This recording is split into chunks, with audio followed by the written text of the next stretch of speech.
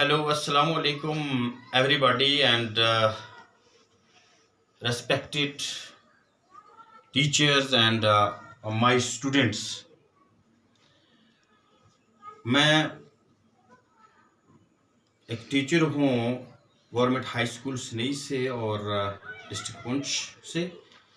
जैसा कि हमारी मोहतरमा डायरेक्टर स्कूल एजुकेशन जम्मू ने हमें कहा है कि आप लोग जो है इस क्रिटिकल कंडीशन में जो है अपने बच्चों से जुड़े रहें और उनको अपना अपना सब्जेक्ट जो है वो पढ़ाते रहें। तो उसी सिलसिले में मैंने एक वीडियो पहले बनाई थी मेटल्स एंड नॉन मेटल्स, जो कि 8th 9th 10th के बच्चों के लिए शायद फ़ायदेमंद हो, जिसमें physical properties of metals and non metals मैंने बताया था उनको कुछ एक्टिविटीज़ करके।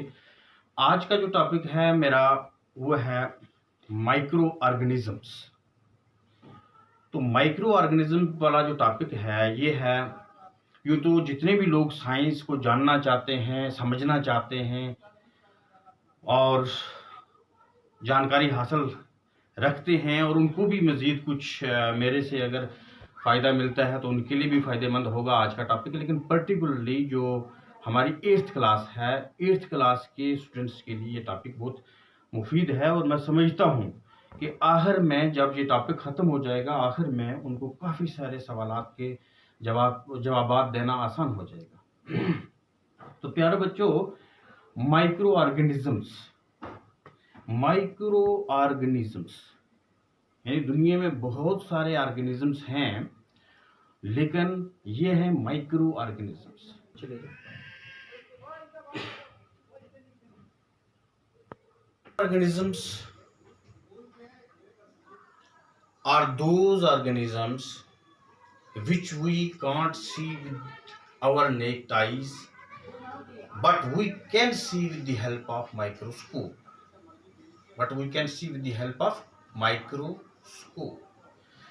तो माइक्रो ऑर्गेनिज्म जो है, सबसे पहले हमें ये पता होना चाहिए कि माइक्रो ऑर्गेनिज्म जो है वो ये तो है, पता चल गया हमें कि हम अपनी आंख से उनको देख नहीं सकते हैं, लेकिन माइक्रो ऑर्गेनिज्म उनके सिमिलर कैरेक्टर होने की वजह से कुछ ग्रुप में डिवाइड किए गए हैं। तो वायरस एक similar character of micro organism वाले जो है वो माइक्रो ऑर्गेनिज्म अलग हैं। इसी तरीके से एल्गी है, फंजाई है, प्रोटोजुआ है, बैक्टीरिया है। तो students, there are mainly 5 major groups of microorganisms, that is protozoa, bacteria, fungi, algae and virus। तो माइक्रो ऑर्गेनिज्म, उसके बाद हमें हमारे जहन में प्यारे बच्चों ये आ रहा होगा कि माइक्रो ऑर्गेनिज्म रहते कहाँ हैं। तो माइक्रो ऑर्गेनिज्म दुनिया में हर जगह पे पाए जाते हैं और हर मौसम में पाए जाते हैं। हर जगह होते हैं और हर मौसम में ये पाए जाते हैं। दूसरी बात यह है कि माइक्रो ऑर्गेनिज्म जो हैं वो सारे के सारे हमारे लिए फायदेमंद भी नहीं है और सारे के सारे हमारे लिए नुकसानदा भी नहीं। Some micro organisms are our friends and some are our enemies. कुछ हमारे दोस्त हैं और कुछ हमारे दुश्मन हैं।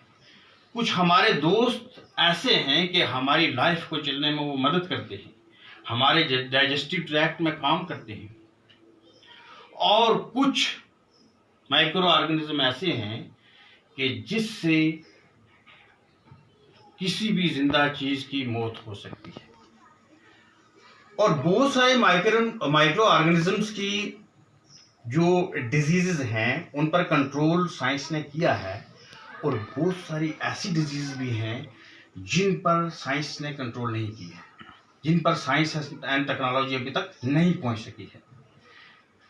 तो माइक्रो ऑर्गेनिज्म बहुत ज़्यादा हैं, दुनिया में बहुत ज़्यादा हैं, जिनका हम अभी तक साइंस पूरी तरीके से सारे माइक्रो ऑर्गेनिज्म की स्टडी भी नहीं कर सकी है। तो 5 मेजर ग्रुप्स जो हैं, इनके सिमिलर कैरेक्टर होने की वजह से इनको 5 मेजर ग्रुप्स में डिवाइड किया गया है, that is protozoa, bacteria, fungi, algae and virus.